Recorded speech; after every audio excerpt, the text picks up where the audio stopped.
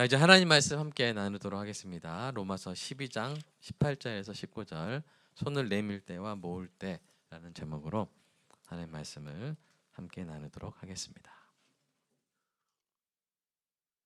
저 여러분이 교독하겠습니다. 할 수 있거든 너희로서는 모든 사람과 더불어 화목하라. 내 사랑하는 자들아, 너희가 친히 원수를 갚지 말고 하나님의 진노하심에 맡기라. 기록되었을 때 원수 갚는 것이 내게 있으니 내가 갚으리라고 주님께서 말씀하시니라. 아멘. 우리의 마음밭을 위해서 기도하겠습니다. 사랑의 아버지 하나님, 설교자가 성령님의 인도하심으로 성경을 정확하게 설교한다면 성도가 듣는 것은 설교자의 말이 아니라 하나님의 말씀이며 성도가 마음속에서 듣는 음성은 그리스도의 음성인 줄 믿습니다. 설교 듣는 일에 제일 되는 목표는 내 자아의 욕구를 만족시키는 것이 아니라 나의 관심을 하나님께 합당하게 돌려서 하나님을 보고 기뻐하여 하나님께 영광을 돌리는 것임을 고백합니다. 이제 설교를 통해 오늘 나에게 주시는 하나님의 말씀을 받을 때 내 마음이 옥토가 되게 하시고 성령님의 조명하심으로 어이없이 겸손하게 받아 회개할 것은 회개하고 위로받을 것은 위로받고 배워할 것은 배움으로써 백배의 열매를 맺게 하소서. 예수님의 이름으로 기도합니다. 아멘. 제가 아까 그 냉채드 이야기 했나요? 네, 교회가 한 것은 누가 한 것입니까? 네. 네, 풍성한 설 되세요. 서원 이상해서 시작. 풍성한 설 되세요. 네, 우리 이웃들이 풍성한 설을 지내길 축복합니다. 1938년 9월 30일 런던 헤스턴 공항의 흐린 하늘 아래 수천 명의 인파가 구름처럼 비행기 활주로까지 몰려들었습니다. 프로펠러의 굉음이 잦아들고 문이 열리자 검은 코트를 입은 노신사의 모습이 드러납니다. 그는 영국의 총리 네빌 체인벌린이었어요. 카메라 플래시가 쉴 새 없이 터지고 마치 전쟁 영웅을 맞이하듯 군중이 그를 열렬히 환호합니다. 그때 체인벌린이 주머니에서 작은 종이 조각을 꺼내듭니다. 그는 런던의 거센 바람에 펄럭이는 그 종이를 머리 위로 들어올리며 힘차게 흔들었습니다. 화면 속 그의 얼굴에 안도감 섞인 미소가 가득합니다. 그 작은 종이에는 나치 독일의 독재자 아돌프 히틀러와 나란히 서명한 전쟁 불가 선언이 담겨 있었습니다. 체인벌린은 다우닝가 10번지 발코니에서 다시 한번 그 종이를 흔들며 이렇게 외쳤습니다. 내 사랑하는 친구들이여, 역사상 두 번째로 영예로운 평화를 가지고 돌아왔습니다. 나는 이것이 우리 시대를 위한 평화라고 믿습니다. 하지만 성도 여러분, 그 장면은 인류 역사상 가장 안타까운 기만극이었죠. 체인벌린이 신사적인 대화 상대로 믿었던 인물은 나치즘의 광기에 사로잡힌 악인이었습니다. 히틀러는 이미 유대인을 학대하고 오스트리아를 집어삼켰으며 더 나아가 유럽 전체를 피로 물들일 계획을 세우고 있었습니다. 그때 체인벌린은 중대한 실수를 저지른 것입니다. 그는 단지 총성이 멈춘 상태를 평화라고 믿었죠. 악의 실체를 외면한 채 얻어낸 평화는 결코 성경이 말하는 샬롬이 될 수 없었습니다. 체인벌린이 평화의 보증서라고 믿으며 흔들었던 그 종이는 히틀러에게는 언제든 찢어버릴 수 있는 휴지 조각에 불과했죠.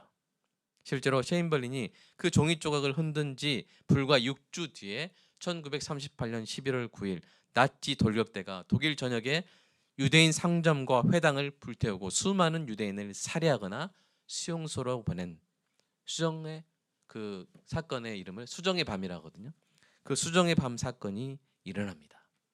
게다가 히틀러에게 내어준 그 1년의 시간 동안 나치는 더 강력한 살인병기를 만들었고 결국 제2차 세계대전이라는 인류 최악의 비극을 일으킨 것입니다. 오늘 우리는 이 장면을 돌아보며 우리 자신에게 물어봐야 되는 것이죠. 내가 지금 붙들고 있는 평화는 하나님이 기뻐하시는 참된 화평인가?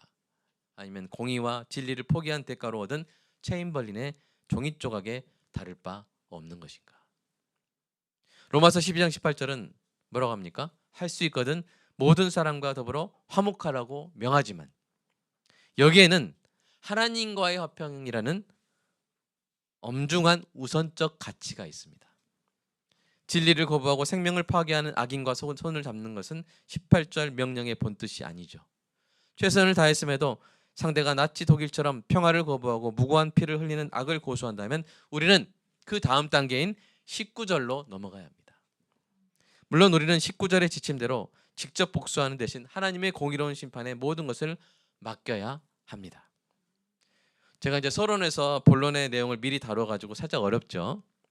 오늘 본문을 묵상하면서 저는 우리 성도가 그동안 고민했을 두 가지 문제를 이번 기회에 꼭 다뤄야겠다는 생각을 했습니다. 첫째는 뭐냐면 악인과의 화평을 위해 하나님과의 화평을 포기하는 것이죠. 우리 성도가 성경의 말씀을 늘 기억할 때 모든 것을 다 내줘서라도 모든 사람과 더불어 화평하라, 이 말씀을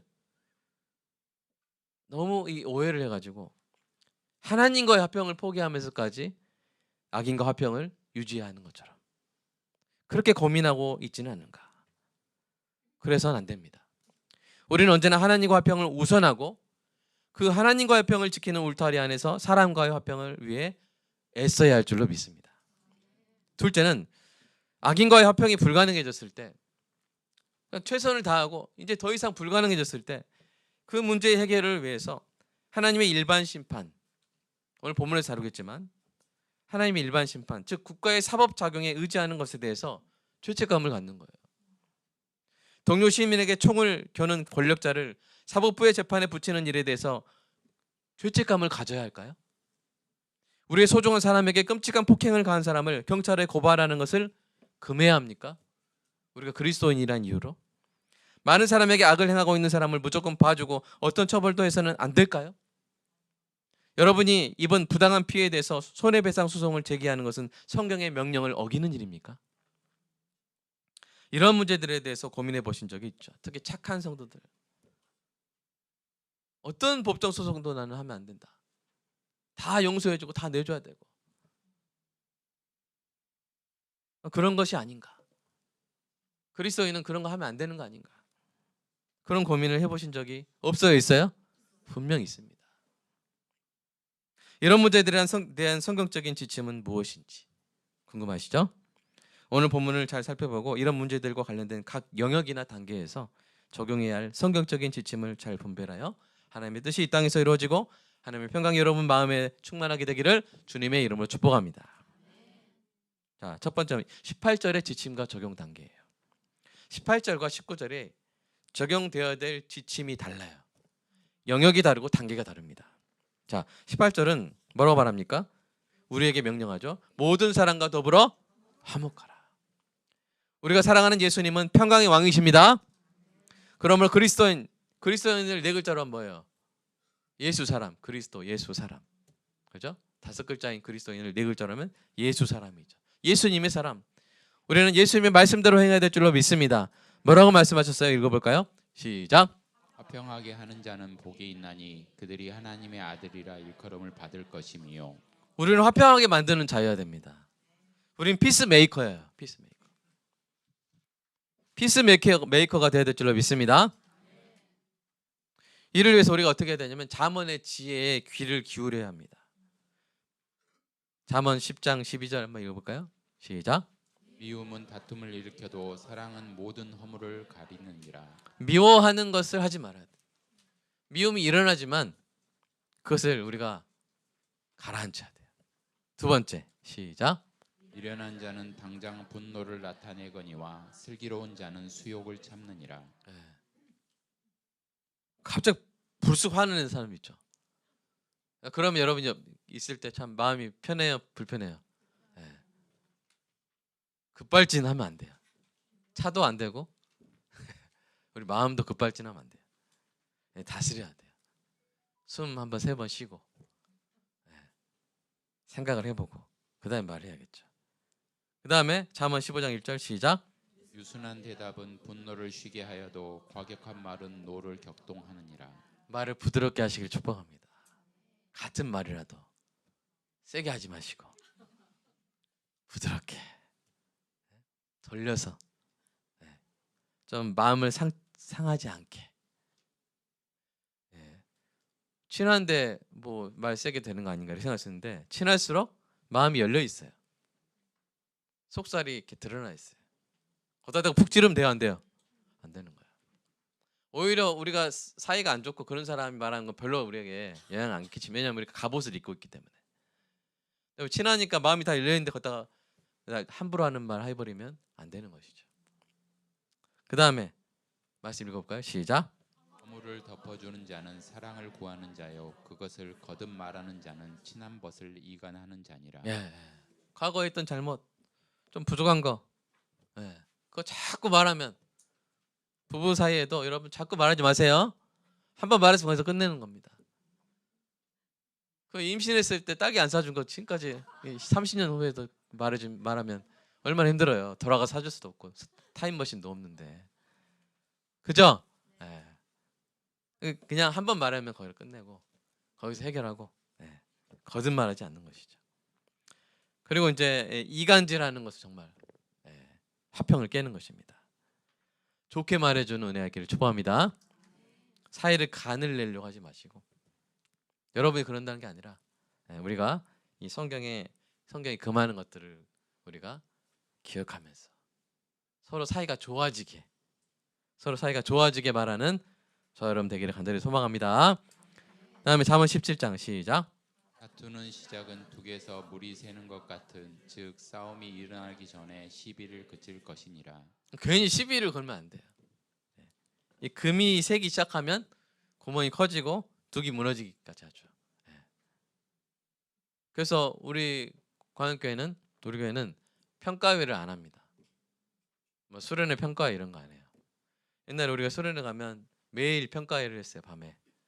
그래서 이제 수련회 하고 오늘 어땠다, 첫날 밤에 하다 보면 준비가 이랬다 저랬다 하면서 거기 싸움이 납니다. 수련회인데 첫날 밤에 싸움이 나요. 그러면 이제 내내 한 3박 4일이면 2박 3일 동안 싸웁니다. 그리고 마지막 날 화해하면서 울면서 우리 잘하자 이렇게 하는 거예요.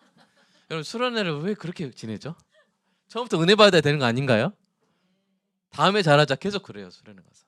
근데 그게 아니라 아예 평가를 하지 않고 잘하면 잘한 대로 아멘 감사하고, 못하면 못한 대로 우리가 채우면 되죠. 살짝 채워주면 되잖아요. 재미없어도 웃어주면 되죠. 예, 그렇게 해가지고 은혜롭게 마치고, 다음에 좀 고칠 점 있으면 본인이 맡아서 할 때 그냥 말없이 하고. 그래서 우리 교회는 평가회 없이, 아멘, 평가회 없이. 예, 우리 차영팀 했는데 차영팀 마치고 이번엔 누가 어땠느니, 누가 음이 나갔느니 막 이렇게 해요, 안 해요? 별로 안 하죠. 예. 이번 방송이 어땠느니, 자막이 어땠느니 그런 거 우리 할까 안 할까요? 설교가 어땠느니, 그럼 제가 설교할 수 있겠어요? 네. 그런 거 안 합니다. 시비를 걸지 않고 받아주고 이해하고 조용히 채워주고, 그래서 늘 화평을 유지하는 우리 교회 되기를 간절히 소망합니다. 근데 우리가 이렇게 화평에 대한 자문의 지혜를 모범적으로 할지라도 상대방이 그러지 않으면 우리가 힘들죠. 네, 힘들어요. 하지만 그런 사람이 있더라도 그 사람과도 잘 지내려고 모든 사람과 더불어 화목하라는 이 명령을 주신 줄로 믿습니다. 지난번 말씀대로 아무에게도 악을 악으로 갚지 않고 모든 사람 보기에 선한 일을 도모하는 우리 교회 되기를 간절히 소망합니다. 우리와 잘 맞거나 유순한 사람과만 잘 지내는 것은 하나님의 뜻이 아니죠. 예수님 말씀하셔서 한번 읽어볼까요? 시작. 너희가 만일 너희를 사랑하는 자만을 사랑하면 칭찬받을 것이 무엇이냐? 죄인들도 사랑하는 자는 사랑하느니라. 네, 사랑스러운 사람을 사랑하는 건 쉬워요. 근데 안 사랑스러운 사람을 사랑하는 게 어렵죠. 그러나 그런 자들까지 사랑하고 화평을 이루라. 우리 이 말씀대로 행할 수 있는 성령 충만함이 있기를 간절히 소망합니다. 특히 교회 안에서는 어떤 사람도 포기하지 말아야 돼요. 내가 우리 교회 모든 성도가 잘 지내는데 내가 천집사님하고는 내가, 천씨 없으시죠 우리 교회. 내가 천집사님하고는 내가 진짜 같은 하늘을 두고 살지 못하겠어 하면서 천집사님 여기 앉으면 저 뒤에 앉고 막 이렇게 대각선으로 앉고 그냥 안 보이는 것처럼 지나치고, 그러니까 그러면 될까 안 될까요? 안 돼요. 한 사람이라도 포기하지 말고 모든 사람과 더불어 화목하도록 애쓰는 우리 교회 되기를 소망합니다. 광음모토 12번이 뭐예요? 같이 읽어볼까요? 시작. 할 수 있으면 모든 사람과 더불어 화목하자. 그렇게 할 때 은혜가 뭐가 있어요? 은혜가 있어요. 우리 히브리서 12장 14절 한번 읽어볼까요? 시작. 모든 사람과 더불어 화평함과 거룩함을 따르라. 이것이 없이는 아무도 주지 못해요. 모든 사람과 더불어 화평을 하려고 노력해야 돼요. 따르라 이 말은 완벽하게 이루어야 된다 그 뜻은 아니잖아요. 추구해라. 그렇게 하려고 노력해라. 지금 화평한 상태까지는 아니라 할지라도 그게 안 될 것 같을지라도 노력은 해라. 인사는 하고 애를 쓰는 것이죠. 직접 대화하기 싫어 하더라도 다른 사람 통해서 어떻게 도움을 주거나 이렇게 해가지고 계속 애를 쓰라는 것이죠. 그럴 때 주를 보는 것입니다. 주님의 마음을 알게 되고 주의 은혜가 우리 가슴에 채워질 줄로 믿습니다. 자, 여기까지가 우리가 이제 18절의 적극적인 명령이에요. 그런데 18절의 적용에는 중요한 단서가 있습니다. 그 부분을 다른 번역으로도 한번 읽어볼까요? 시작. 여러분 쪽에서 할 수 있는 대로 모든 사람과 더불어 화평하게 지내십시오. 자, 이 말이 뭐예요? 할 수 있는 한도가 있다는 거예요. 어느 지점에 가면 할 수가 있다는 거예요, 없다는 거예요? 할 수가 없다. 여러분 쪽에서 할 수 있는 대로 하라는 건데 거기에는 뭐가 있다? 한도가 있다는 거예요. 그것이 무엇입니까? 하나님과의 화평을 지키는 거예요. 아무리 사람과의 화평이 중요해도 사람과의 화평을 위해 하나님과의 화평을 깰 수는 있어요, 없어요? 없어요. 하나님이 싫어하시는 악행을 저지르는 악인과의 화평을 위해 그 악행에 눈을 감아주거나 동조하여 화평을 유지하는 것은 가장 중요한 하나님과의 화평을 포기하는 가짜 평화입니다. 영국 총리 네빌 체인벌린이 간과한 것이 바로 이 점이죠. 무고한 피를 손에 묻힌 나치 총통 히틀러와 손을 잡을 때 그는 하나님과의 화평을 헐값에 넘겨버린 것입니다. 사도 바울은 반대로 했죠. 사도 바울이 개척한 갈라디아 교회에 찾아온 유대인들이 복음을 변질시키려고 했어요. 우리의 복음은 무엇입니까? 오직 은혜로 구원받는 줄로 믿습니다. 근데 그들이 율법을 지켜야만 구원을 받는다고 변질시키려 하는 거예요. 변질시키려고 노력하니까 사도 바울이 이렇게 선포합니다. 같이 읽어볼까요? 시작. 그러나 우리나 혹은 하늘로서부터 온 천사라도 우리가 너희에게 전한 복음 외에 다른 복음을 전하면 저주를 받을지어다. 우리가 전에 말하였거니와 내가 지금 다시 말하노니 만일 누구든지 너희가 받은 것 외에 다른 복음을 전하면 저주를 받을지어다. 우리가 착한 기독교인들이 저주 받을지어다 하면 안 될 것 같잖아요.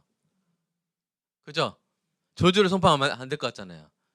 근데 기독교인 중에 기독교인 사도 바울이 저주를 이렇게 선포했어요. 근데 어떤 자에게 선포했어요? 그리스도의 복음을 훼손하는 자예요. 복음을 변질시켜서 하나님의 영광을 가로채려고 하는 자예요. 그들에게 저주를 2번이나 강하게 선포한 것입니다. 그래서 그가 갈라디아 교회에 찾아온 그 유대인들을 배제하고 그들과 화평하게 지내기를 원치 않았기 때문이 아니죠. 그는 노력했어요. 그러나 그들이 그리스도의 복음을 변질시키려고 했기 때문에 그들과 손을 잡으면 뭘 포기하는 게 돼버려요? 하나님과의 화평을 포기하는 게 되는 거잖아요. 그래서 그가 이렇게 한 것입니다. 그는 이어서 이렇게 고백합니다. 같이 읽어볼까요? 시작. 이제 내가 사람들에게 좋게 하랴 하나님께 좋게 하랴 사람들에게 기쁨을 구하랴 내가 지금까지 사람들의 기쁨을 구하였다면 그리스도의 종이 아니니라. 사랑하는 여러분, 우리는 악인과도 화평을 이루도록 노력해야 합니다.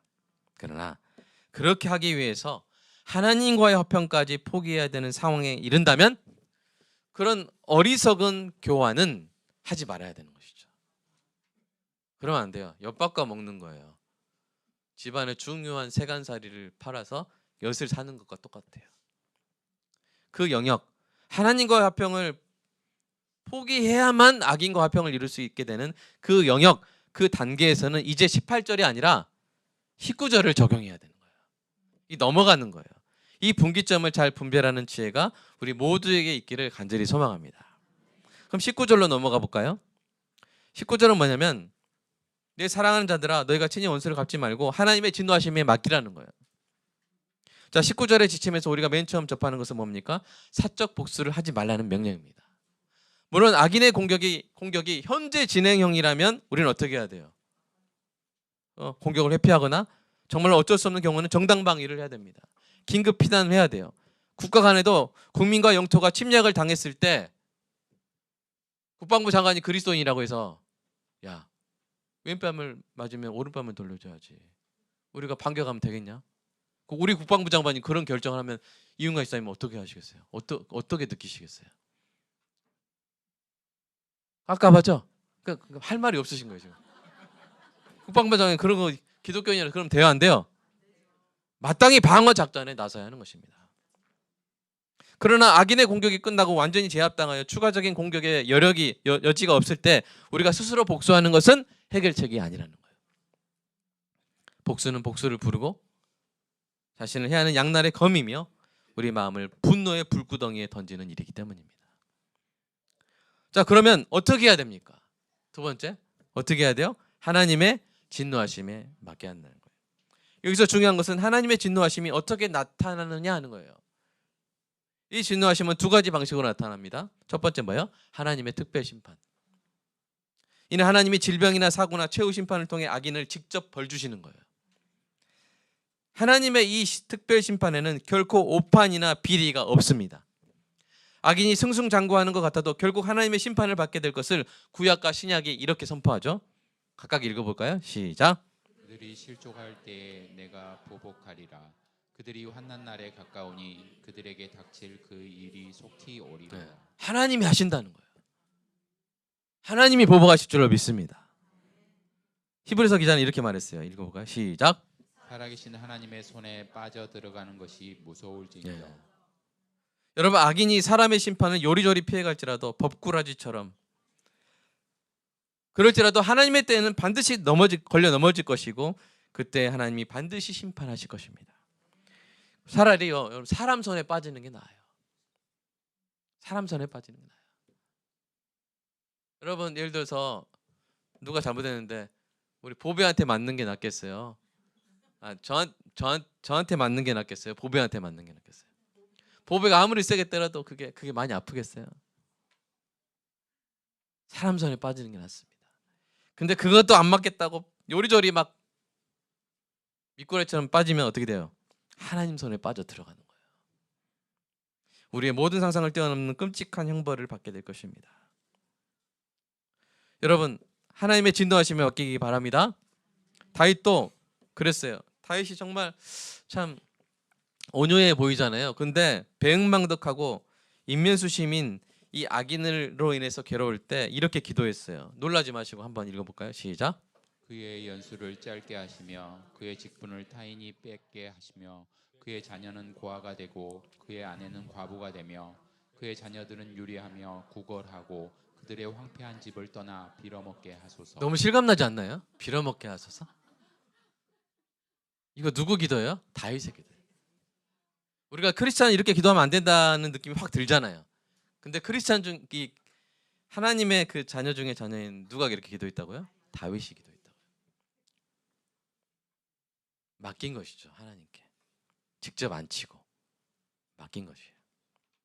사랑하는 여러분, 원수 갚는 것이 내게 있으니 내게 갚으리라 하신 하나님의 말씀을 기억하고 도무지 감당이 안 되는 악인이 있다면 직접 손을 쓰지 말고 하나님의 진노하심에 맡기기 바랍니다. 물론 이때 다윗의 기도는 그때의 기도예요. 우리가 이렇게 기도하고 싶을 때가 있어요. 계속 그렇게 기도하지는 않았을 거예요. 그러나 그때의 기도를 솔직하게 기록을 한 것이죠. 그래서 신앙의 후배들은 우리가 이렇게 다윗도 이렇게 기도했구나 하면서 좀 위로를 받는 거 아니겠습니까?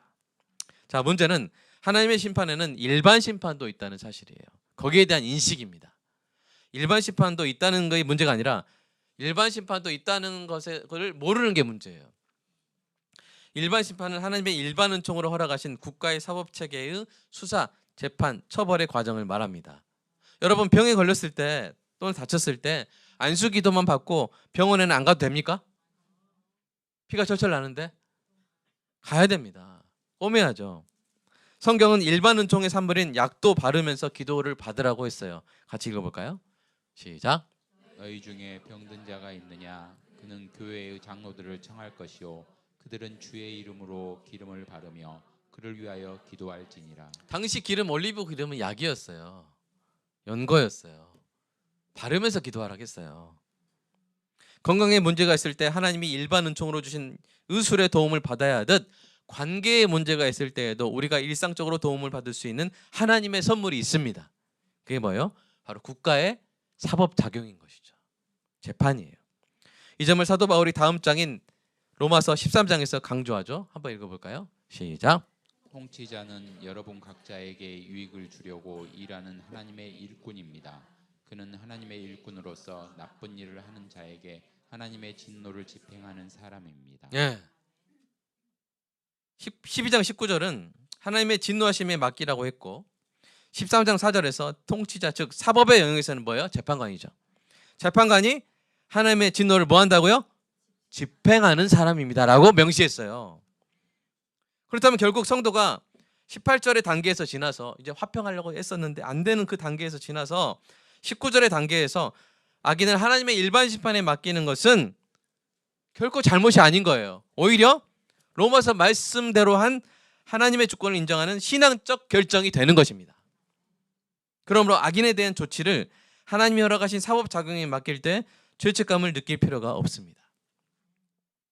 물론 그렇게 하나님의 일반 심판에 맡기면서도 우리는 그 악인을 미워하지 않고 그가 회개할 수 있도록 기도해야 하는 것이죠. 악인에게 더 좋은 것이 무엇입니까? 그가 회개하지 않고 끝까지 뻗대고 법의 심판을 다 빠져나가서 더 큰 악인이 되는 것입니까? 아니면 그가 하나님의 일반 심판 아래서 자기 죄를 깨닫고 회개해서 더 이상 죄를 짓지 않게 되는 것입니까? 1번이에요, 2번이에요. 그것을 그 악인에게 더 좋은 것을 위해서 우리가 기도해야 하는 것이죠. 우리가 환자를 병원에 맡기는 것이 그 환자를 미워서 맡기는 겁니까? 너 의사 주사 맞아보고 한번 따끔하게 한번 혼 좀 놔봐라. 그 주사 얼마나 아픈지 아냐? 어? 혈관 찾느라 너 진짜 고생할 거야. 그 미워서 환자를 병원에 입원시키는 거예요? 아니죠. 치료 과정에서 우리가 겪을 수 있는 그 고통증은 더 나아지기 위해서 겪는 거 아닙니까? 마찬가지죠. 우리가 악인을 하나님의 일반 심판에 맡길 때 그를 위해 기도하면서 그가 낫기를, 그가 회개하기를, 그가 돌아오기를 기도해야 하는 것입니다. 사도 바울은 이런 상황을 많이 겪었어요. 정말 이 악인들, 복음을 변질시키는 이 유대인들, 그들을 위해서 그들을 하나님께 맡기면서 이런 마음이 얼마나 이 전쟁 같았겠어요. 그랬을 사도 바울이 성도들을 이렇게 축복합니다. 같이 읽어볼까요? 시작. 평강의 주께서 친히 때마다 일마다 너희에게 평강을 주시고 주께서 너희 모든 사람과 함께 하시기를 원하노라. 네, 때마다 일마다 18절의 상황에 있을 때마다 19절 상황까지 넘어갔을 그런 일이 있을 때마다 뭘 주시라고 기도합니까? 평강을 주시기를 내가 원하노라. 한 성도의 간증을 소개합니다. 평생 동업자로 믿었던 친구가 회사 자금을 횡령하고 오히려 그 성도를 모함했습니다. 처음에는 대화로 풀려고 노력하고 눈물로 호소했죠. 하지만 상대는 더욱더 악하게 나왔습니다. 그래서 그 성도가 밤잠을 설치게 됐어요. 내가 더 참아야 하나? 그렇게 참고 참았는데 더 이상 견딜 수 없는 지경에 이르자 그가 어느 순간 오늘 본문의 말씀을 읽은 거예요. 그는 더 이상 사적인 받아치는, 대받아치는, 그냥 네가 잘못했지 않냐 이런 말도 했지 않겠어요? 그것을 멈추고 대신 정당한 법적 절차를 밟기로 결단했습니다. 그러면서도 개인적으로는 그를 미워하지 않고 그가 회개하기를 기도하면서 하나님의 손에 맡겼죠. 놀라운 것은 법적 공방이 시작되었음에도 그 성도의 마음에 세상이 줄 수 없는 평강이 임했다는 사실입니다. 손을 모으고 하나님의 진노하심에 맡기고 나자 하나님의 평강이 그를 그 지옥 같은 분노의 불구덩이에서 건져낸 것입니다. 마침내 진실이 밝혀졌고 그 친구는 법의 심판을 받게 되었습니다. 그 성도는 건강도 회사도 무엇보다 마음의 평강도 지켜낼 수 있었다고 합니다. 사랑하는 여러분, 하나님을 신뢰하시기 바랍니다. 18절의 단계가 끝났을 때 하나님에게 맡기시기 바랍니다. 더 이상 안 되는 거예요. 또는 이 화평을 계속 붙잡으려면 하나님과 화평을 포기해야 되는 거예요. 그런 상황이 되면 더 이상 18절의 상황이 아닌 거예요. 몇 절의 상황이 된 거예요? 19절의 상황이 된 거예요. 물론 우리가 이제 하나님의 일반 심판에도 맡겨야 되잖아요. 여러분이 꼭 재판을 해야 된다는 말은 아니에요. 그래야 의무가 있다는 건 아니에요. 그러나 그럴 수밖에 없을 때 죄책감을 갖지 마시기 바랍니다. 성경 말씀대로 하는 거예요. 하나님의 진노하심에 맡기는 거예요. 이 땅의 재판관들에게 그 케이스를 맡기는 것도 하나님이 위임하신 것을 그 재판관이 행하는 것입니다.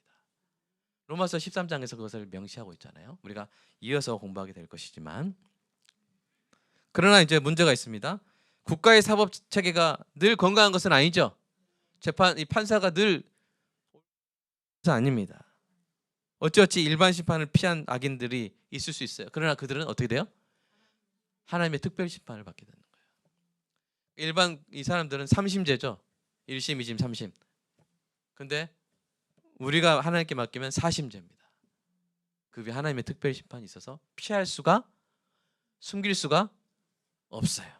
빠져나갈 수가 없습니다. 그럼 어떤 경우든지 하나님의 진노하심에 맡기고 하나님의 평강을 누리시기를 주님의 이름으로 축복합니다. 사랑하는 여러분, 성도에게는 양자 관계가 없어요. 너와 나만 있는 양자 관계란 존재하지 않습니다. 왜요? 늘 하나님이 우리 곁에 계시기 때문에. 늘 삼자 관계예요. 하나님이 나를 붙들고 계시는데 누가 나를 괴롭히면 양자 관계예요, 삼자 관계예요. 나를 건들면 그것은 하나님께 대한 공격이 되는 거예요. 그러면 하나님이 개입하시죠. 그것을 이미 아브라함에게 약속하셨어요. 같이 읽어볼까요? 시작. 너를 축복하는 자에게는 내가 복을 내리고 너를 저주하는 자에게는 내가 저주하리니. 이 삼자 관계의 기본적인 흐름이에요. 하나님 여러분이 잘하시면, 여러분 생각해 보세요. 여러분이 자녀랑 같이 걷고 있는데 누가 여러분 자녀에게 잘하면, 용돈 주면 여러분이 그 사람 어떻게 대하고 싶어요? 네? 아유 감사합니다 하면서 잘해주고 싶죠? 근데 반대로 자꾸 여러분 자녀를 막 발 걸려고 그러고 넘어뜨리려고 막 눈을 막 찌르려고 그러면 여러분 어떻게 하시겠어요?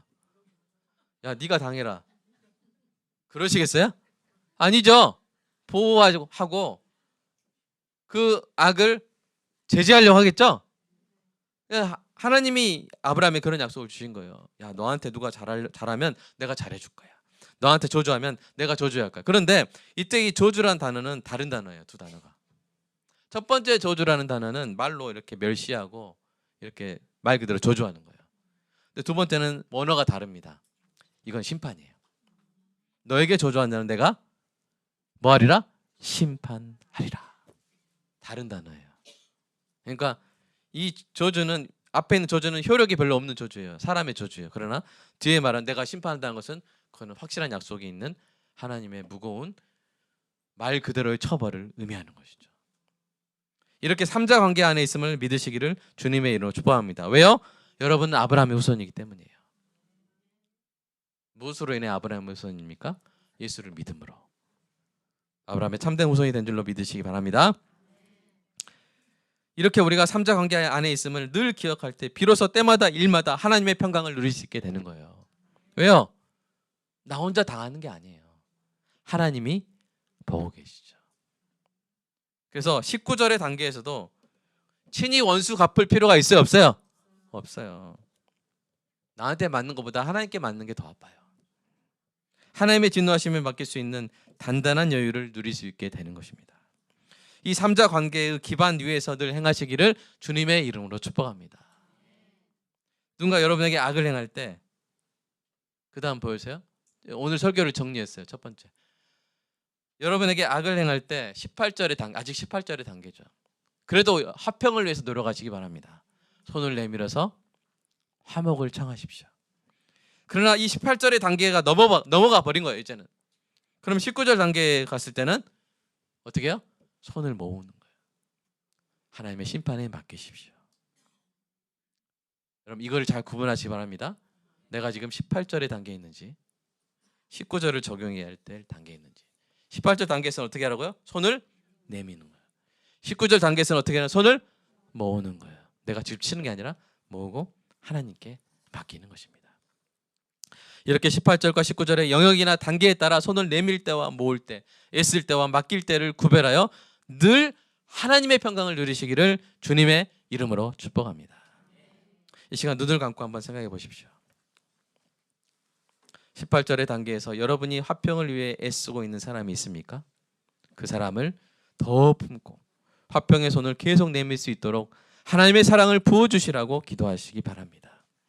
그러나 이미 18절의 단계를 지나서 19절의 지침을 적용해야 될 상황이라면 인간의 한계를 인정하고 하나님께 맡기시기 바랍니다. 하나님께 맡기고 개인적으로 복수하거나 미워하지 않게 해달라고 기도의 손을 모으시기 바랍니다.